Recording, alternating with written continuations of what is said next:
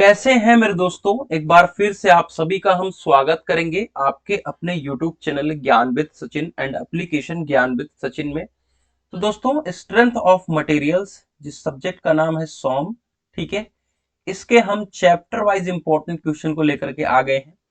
इसके बाद आपको टॉप 18 इंपॉर्टेंट क्वेश्चन भी मिलने वाले हैं। ठीक है, अभी उसकी बात हम नहीं करेंगे।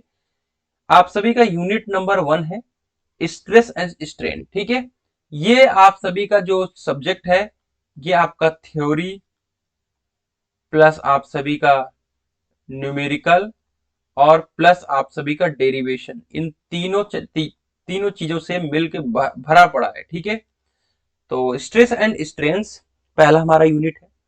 दो आपको यहाँ पे थ्योरी मिल जाएंगे। आपको एक तो इंजीनियरिंग मटेरियल्स के मैकेनिकल प्रॉपर्टीज को बहुत ज्यादा पूछा जाता है, क्योंकि आप मैकेनिकल पढ़ रहे हो सब्जेक्ट और मैकेनिकल प्रॉपर्टी को नहीं जानोगे तो बड़ी दिक्कत है।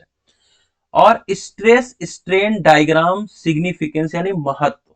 ठीक है, किसके लिए? एक होता है माइल्ड स्टील, एक होता है कास्ट आयरन। ठीक है, इन दोनों के लिए, तो इन दोनों के लिए आपको पढ़ना पड़ेगा और दोनों के डायग्राम आप सभी को बनाना ही पड़ेगा। ठीक है, माइल्ड स्टील का और आप सभी के किसके,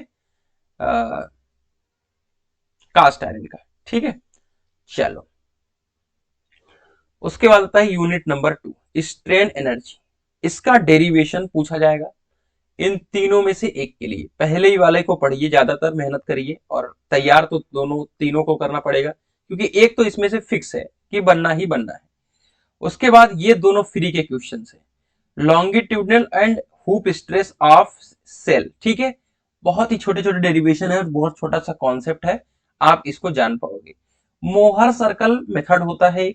ठीक है, मोहर सर्कल मेथड को पढ़ना पड़ेगा और इस टाइप के न्यूमेरिकल भी यहां से निकल कर आएंगे। तो काफी इसको सिलेबस को कवर करने की चीजें हैं, लेकिन जो मोस्ट एक्सपेक्टेड है उसको हम बता दे रहे हैं। बाकी सारी चीजों को हम वीडियो के माध्यम से पूरा एक एक करके सिलेबस को कवर करेंगे। यूनिट नंबर 3 में दो चीजें फिक्स हैं, types of beam, types of load, ये फिक्स है। और एसएफडी एंड बीएमडी का न्यूमेरिकल। ठीक है, काफी बड़े बड़े न्यूमेरिकल्स होते हैं, इनकी हम प्रैक्टिस कराएंगे, कई सारी वीडियोस में प्रैक्टिस होगी, तब जाके आपका काम बनेगा। Unit number 4 theory of simple bending. ठीक है, सिंपल बेंडिंग के पहले आपको एजम्पशंस बताने होते हैं कि बेंडिंग के एजम्पशंस क्या है, उसके बाद इस वाले फॉर्मूले को डिराइव करना होता है। M I engineer stress Y, ये आपका एक ट्रिक है, इसको याद करके रखें।